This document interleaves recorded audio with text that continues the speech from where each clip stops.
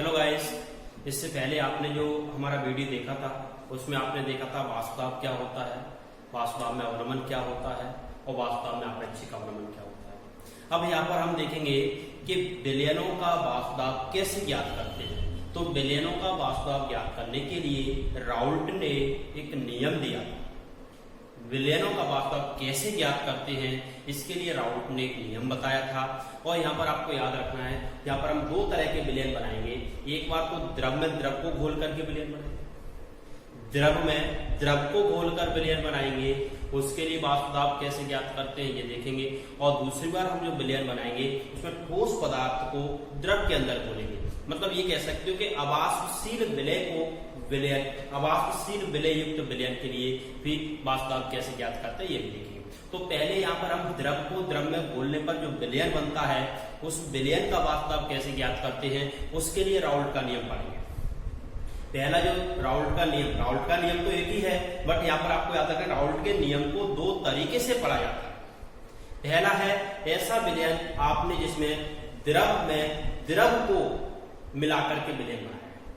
जब आप द्रव में द्रव को मिलाकर के विलयन बना रहे हैं तब जो विलयन बन रहा है उस विलयन का वाष्पदाब कैसे ज्ञात करेंगे, इसके लिए राउल्ट का नियम क्या था। तो आपको याद रखना है, दो वाष्पशील द्रव आपने लिए हैं, दोनों वाष्पशील द्रवों को आपने मिलाया। जैसे मैं यहाँ पे थोड़ा सा इसको एक्सप्लेन कर देता हूं। मान लिया आपके पास दो, एक द्रव ये है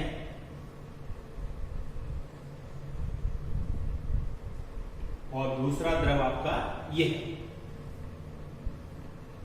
दो द्रव आपने लिए हुए हैं, इसको मैं विलायक मान लेता हूं और इसको विलय मान। इन दोनों को आपने मिलाया और मिलाकर के क्या बना दिया है, विलय। दोनों को मिलाकर के आपने बनाया विलय। विलय और विलायक दोनों को मिलाकर के आपने यहां पर बना दिया है विलय।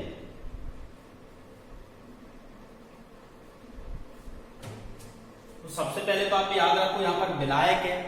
इस विलायक को आप मान लो उबाल रहे हो, गर्म कर रहे हो। इसको आपने बंद बर्तन के अंदर लिया था, इसको भी आपने बंद बर्तन के अंदर लिया हुआ है और इसको भी आपने बंद बर्तन के अंदर। यहाँ पर इसका जो वाष्पदाब होगा, गर्म करोगे उसमें वाष्प बनेगी, वाष्पों का दाब होगा। उस वाष्पदाब को हम यहाँ पे मान लेते हैं P0A। P0A का मतलब क्या है, शुद्ध विलायक का वाष्पदाब। P0A का मतलब क्या है, शुद्ध विलायक का वाष्पदाब। विलय के वाष्पदाब को P0B। P0B का मतलब क्या है, शुद्ध विलय का वाष्पदाब। और जब विलयन का वाष्पदाब निकालेंगे तो यहां पर आपको पता है विलयन के अंदर दो घटक हो गए, विलायक भी है और दूसरा घटक विलय भी है। जब इसके लिए हम ध्यान रखना वाष्पदाब निकालते हैं तो इसमें क्या करेंगे, दोनों घटकों का अलग अलग वाष्पदाब निकालते हैं। इसमें घटक ए का जो वाष्पदाब आएगा उसमें घटक ए का आंशिक वाष्पदाब कहोगे, ऐसे घटक बी का जो दाब आएगा उससे घटक बी का आंशिक वाष्पदाब। यहां पर आंशिक वर्ड यूज करेंगे, यह है याद रखना, विलायक का आंशिक वाष्पदाब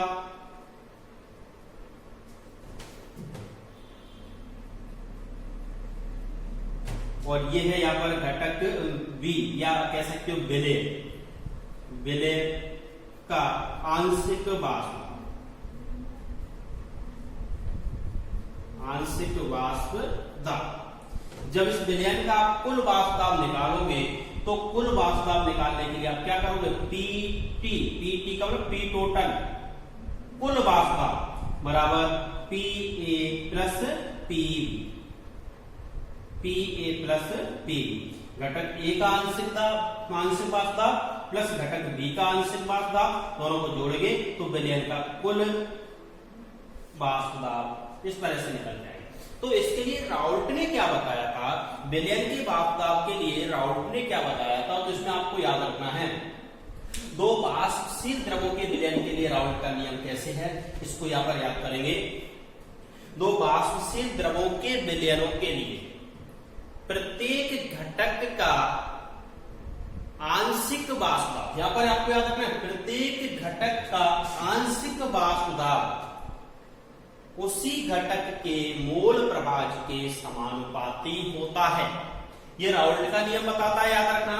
दो वाष्पशील द्रवों के विलयनों के लिए राउल्ट का नियम था कि यदि मान लो आपने एक विलयन बनाया है जिसमें दोनों घटक थे वाष्पशील है, घटक ए और घटक बी, विलेय और विलायक दोनों आपने वाष्पशील लिए हैं, और इसका आप क्या निकाल रहे हो, वाष्प दाब निकाल रहे हो। तो इसमें राउल्ट के नियम ने बताया था कि जिस घटक का आप आंशिक वाष्प दाब निकालते हो वो उसी घटक के मोल प्रभाज के समानुपाती होता है। तो यहां पर मैं लिख देता हूं पहले, दो वाष्पशील द्रवों के विलयन में प्रत्येक घटक का आंशिक वाष्प दाब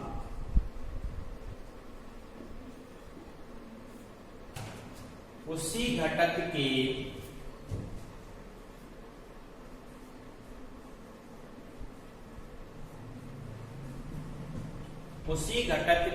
मोल प्रभाज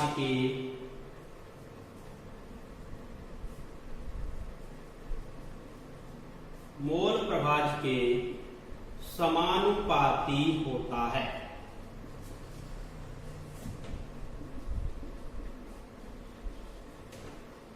मान लीजिए यहां पर आप घटक ए का आंशिक वाष्प दाब निकाल रहे हो, तो घटक ए का आंशिक वाष्प दाब क्या हो जाएगा, घटक ए का आंशिक वाष्प दाब समानुपाती घटक ए का मोल प्रभाज।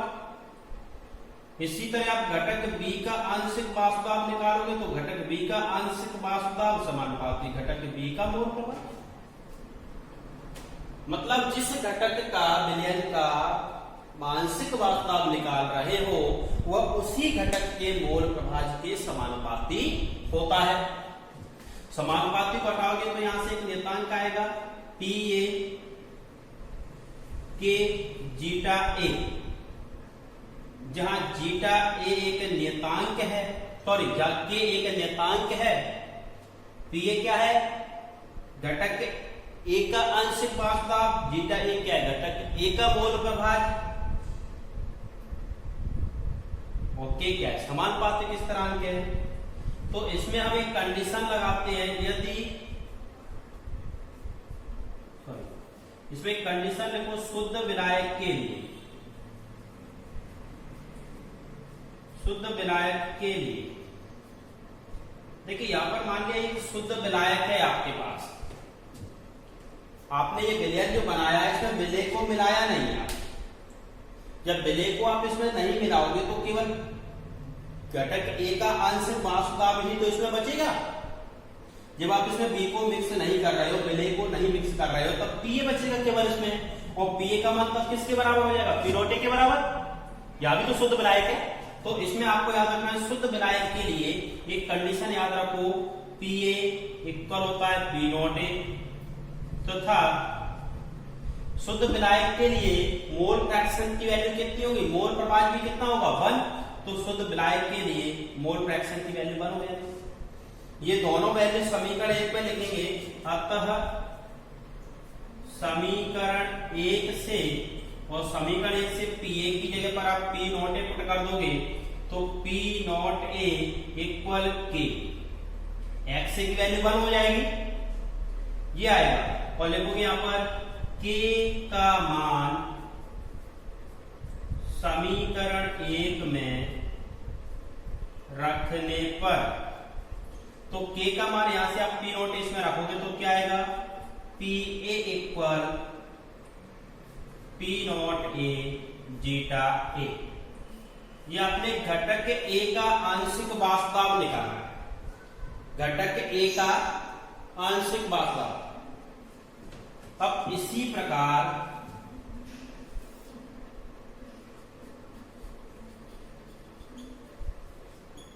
घटक बी का आंशिक वास्तव यदि आप निकालते हो तो पीवी इक्वल भी क्या आएगा, P not B zeta B. अब कुल वास्तव निकालोगे, कुल वास्तव तो क्या करेंगे, दोनों घटकों के वास्तव को जोड़ के इस फॉर्मूले से निकाल लेंगे। कुल वास्तव आएगा P T equal P A plus P B. P A की वैल्यू कितनी है, P not A zeta A plus P not B zeta. ये लास्ट इक्वेशन आ गया। इस तरह से विलयन का कुल वास्तव इस फॉर्मूले से कैलकुलेट कर सकते हैं। तो याद रखो, इसमें ध्यान रखना, जब आपके पास दो वाष्पशील द्रवों का विलयन हो उसके लिए आपको राउल्ट का नियम याद रखना हो, तो उसमें क्या याद रखोगे, दो वाष्पशील द्रवों के विलयन के लिए प्रत्येक घटक का आंशिक वास्तव उसी घटक के मोल प्रभाज के समानुपाती होता है। इसको याद रखोगे। मान लो आपने इस विलयन के लिए घटक ए का आंशिक वास्तव निकाला तो घटक ए के मोल प्रभाज के समानुपाती कर दिया है। ऐसे ही घटक बी का आपने आंशिक वास्तव निकाला तो घटक बी के मोल प्रभाज के समानुपाती कर दिया। तो यहाँ से इसको सॉल्व किया आपने। यहाँ तक सॉल्व करने के बाद अपन ये लिख सकते हैं, इसी प्रकार अपन सॉल्व करेंगे तो इसी तरह से आपने P not A zeta A निकाला है, पी ए का मान, उसी तरह से P not A B zeta B किसका मान आएगा, ए बी का मान आएगा। तो इसी प्रकार ये आप सॉल्व कर लोगे, इसको आगे सॉल्व करोगे तो, और यहाँ से आपको याद रखना पी टोटल निकालोगे, कुल वास्तव निकालोगे तो इन दोनों को योग कर दोगे। योग करने के बाद ये लास्ट इक्वेशन आ जाएगा। देखिए ये है अवाष्पशील विलय वाले विलयन के लिए राउल्ट का नियम। मतलब अवाष्पशील विलय वाले विलयन का वास्तव ज्ञात करने के लिए राउल्ट का नियम था। तो इसमें याद रखना है, अवाष्पशील विलय वाले विलयन के लिए राउल्ट ने बताया था कि अवाष्पशील विलय वाले विलयन के लिए जो वास्तव होता है, कुल वास्तव होता है, वो विलायक के मोल प्रभाज के समानुपाती होता है। अवाष्पशील विलय वाले विलयन के लिए वास्तव विलायक के मोल प्रभाज के समानुपाती होता है। अवाष्पशील विलय वाले विलयन के लिए वास्तव, विलयन का वास्तव विलायक के मोल प्रभाज के समानुपाती होता है। तो यहाँ पर याद रखोगे आप, जैसे मान लिया आपने कोई एक विलयन लिया, विलायक, पहले जब विलयन हम बनाते हैं तो उसमें दो घटक लेते हैं। आपने एक ए घटक लिया हुआ है विलायक, एक घटक क्या है विलायक, एक आपके पास दूसरा घटक है बी। ये क्या है, मैं यहां पर इसको ऐसे लिखूंगा क्योंकि ठोस है, विलय, बट ये विलय कैसा है, अवाष्पशील, अवाष्पशील है। इसको मैं घटक भी मान लेता हूं, और इन दोनों को मिलाकर के आपने क्या बनाया है, विलयन। यहां पर ये बन गया है विलयन। इसका जो वास्तव है वो क्या है, पी नॉट ए। क्या इसका वास्तव होगा, नहीं। क्यों नहीं होगा, क्योंकि अवाष्पशील है, इसकी वाष्प बनेगी। ऐसा विलय लिया हुआ है जिसकी वाष्प नहीं बनती है, तो जिसकी वाष्प नहीं बनती तो वास्तव क्या होगा, जीरो। और यहाँ पर आपको याद रखना है, इसमें आपने दो घटक मिलाए हैं, एक विलायक है और एक विलय है, लेकिन विलय ऐसा है जिसकी वाष्प नहीं बनती है। तो इस विलयन का जो वास्तव होगा वो केवल कौन से घटक पर निर्भर होगा, विलायक वाले घटक पर। तो इसका जो कुल वास्तव होगा वो विलयन का, उसमें अपन लिखेंगे विलयन का वास्तव। पी ए क्या हो जाएगा, विलयन का वास्तव। मतलब यहाँ पर जो घटक ए का जो वास्तव होगा इस विलयन में, वही तो विलयन का वास्तव होगा, क्योंकि विलय का तो कुछ वास्तव है ही नहीं। यहाँ पर आपको याद रखना है, इस विलयन का जो वास्तव है, इसमें मान लिया, ऐसे समझो इसको, जैसे मान लिया यहाँ पर केवल आपने शुद्ध विलायक लिया, इसकी सतह पर केवल विलायक के कण होंगे जो वाष्प बदलेंगे, जिनका वास्तव होगा। यहाँ पर आपने एक अवाष्पशील विलय मिलाकर के विलयन बना लिया है, तो यहाँ पर इसकी सतह पर विलायक के कण भी होंगे, विलय के कण भी होंगे, विलायक के कण और विलय के कण, इस तरह से विलायक और विलय दोनों के कण होंगे। तो यहाँ पर जो विलायक के कण है वो तो वाष्प में बदलेंगे, बट विलय के कण वाष्प में नहीं बदलेंगे। और यहाँ पर सतह पर दोनों कण होंगे, तो ध्यान रखना जो शुद्ध विलायक का वास्तव होगा वो ज्यादा रहेगा किसकी तुलना में, पीए की तुलना में, विलयन के वास्तव की तुलना में। क्योंकि यहाँ पर जो विलय की कण है वो वाष्प नहीं बना रहे, उनकी वाष्प नहीं बन रही है। केवल विलायक के कणों की वाष्प बन रही है, और यहाँ पूरे विलायक के कण सतह पर जितने कण हैं सभी वाष्प में बदल रहे हैं। यहाँ पर कुछ कण वाष्प में बदल रहे हैं, कुछ नहीं बदल रहे हैं। विलेय के कण तो वाष्प बदलेंगे नहीं, तो यहाँ पर पीए का मान इसकी तुलना में कम होगा। बट इस विलयन के वाष्प के लिए राउंड का नियम था कि किसी अवाष्प, यहाँ पर ध्यान रखना जो हमने विलेय मिलाया था कैसा था, एक तो विलायक था और दूसरा इसमें घटक कौन सा है, अवाष्पशील विलेय।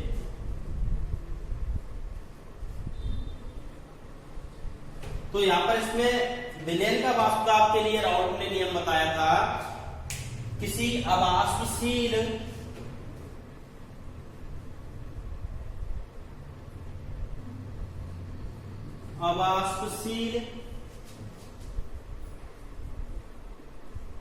विलेय वाले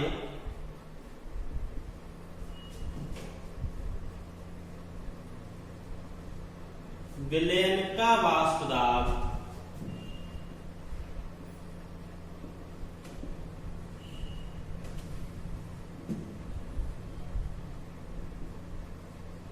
विलायक के मोल प्रभाज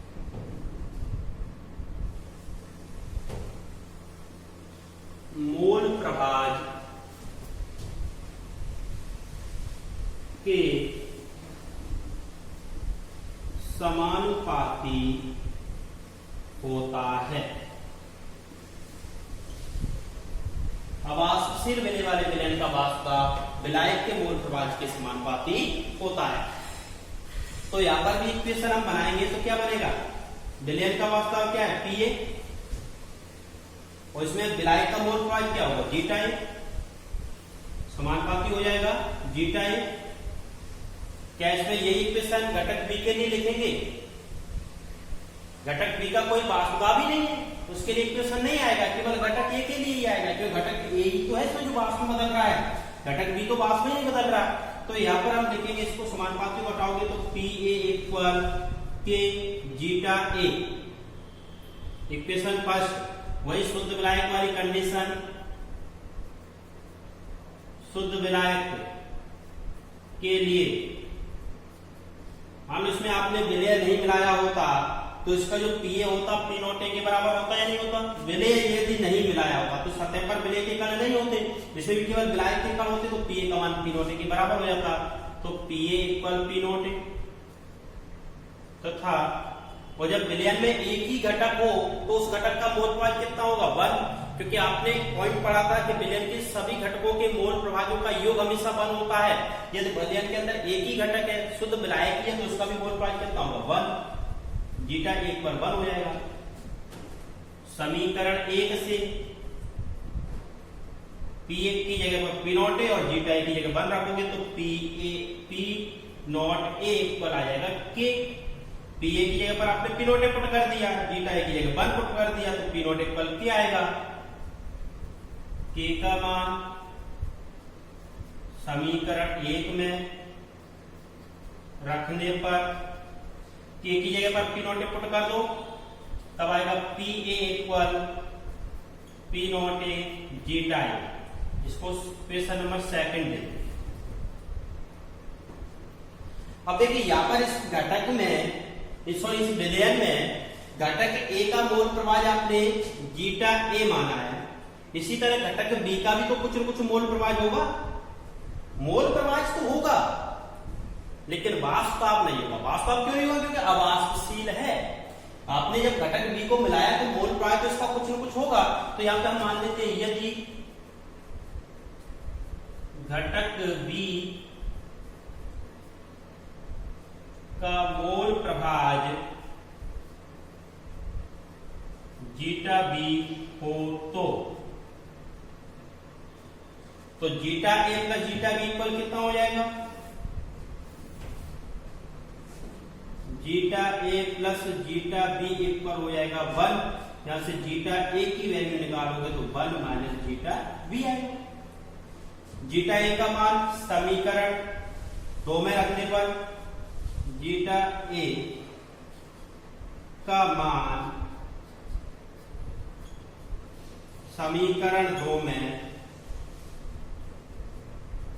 रखने पर तो जीटा ए इसकी जगह पर रख दो, क्या आ जाएगा, P P A equal P not A 1 minus zeta B. P not A का इसमें मल्टीप्लाई करोगे तो क्या आएगा, P not A minus P not A zeta B. इसको उधर ले जाते हैं, प्लस का हो जाएगा P not A zeta B equal P not A, इसको इधर लाओगे तो माइनस का हो जाएगा पी ए।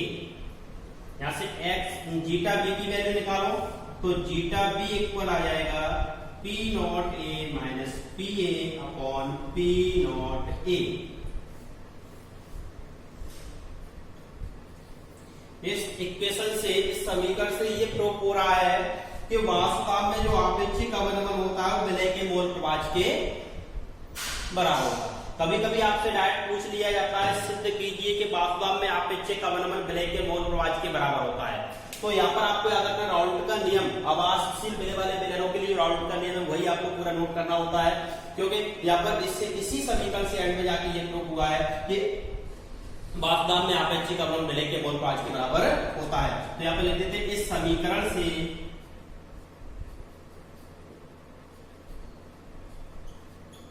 स्पष्ट है कि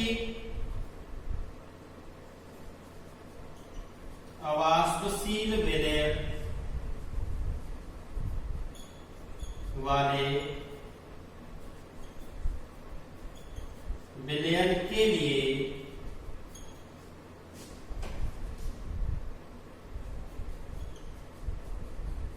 वाष्प दाब में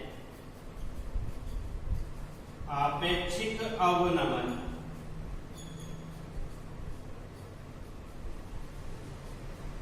विलय के